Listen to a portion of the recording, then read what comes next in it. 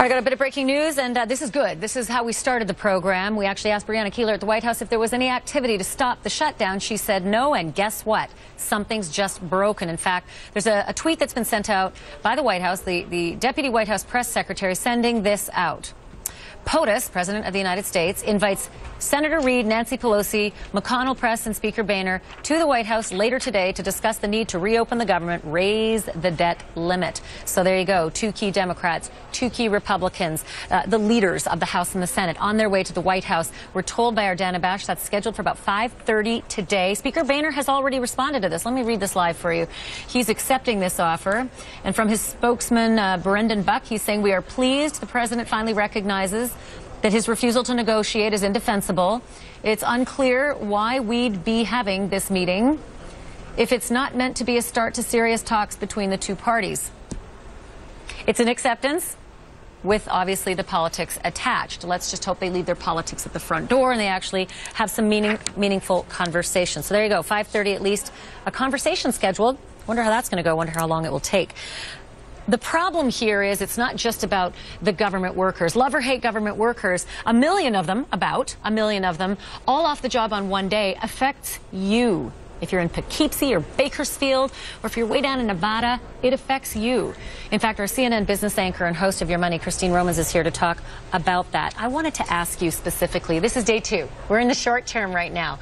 If it's short term, give me the reality check. If it's long term, give me the reality check. If it's short term, we can absorb this. An economy can absorb it. It's counterproductive and it's dumb, but they can absorb it. Longer term, it starts to become more difficult. Let's a 2-week shutdown, for example.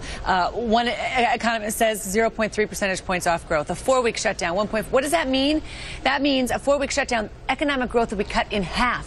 That means jobs would be lost, or you certainly wouldn't have as many growing. It's bad for businesses, bad for orders, bad for confidence. Half of economic growth slowed if you saw this. That's not good. When you passed by my desk this morning and I stopped you and I said, put this on a scale. Put this on a scale of crises for me.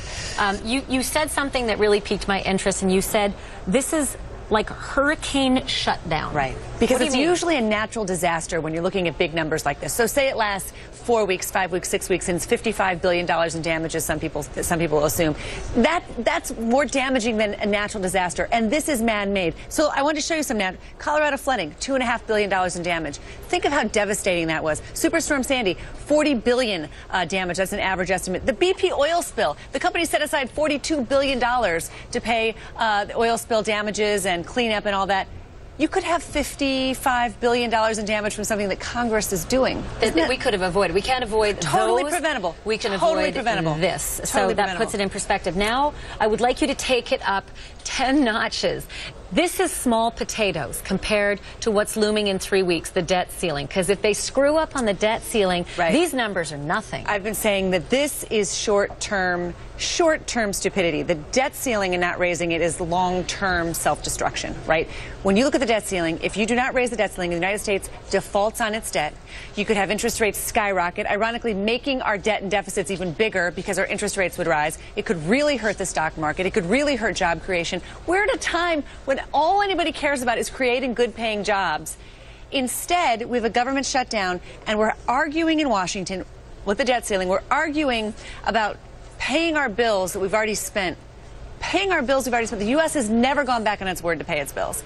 And that's the argument we're having right now. Yeah, we still haven't recouped our AAA debt rating either. No. Still working on that. Good luck with that. All right, Christine Romans, thank you for that great perspective. Hurricane shutdown. Hurricane shutdown.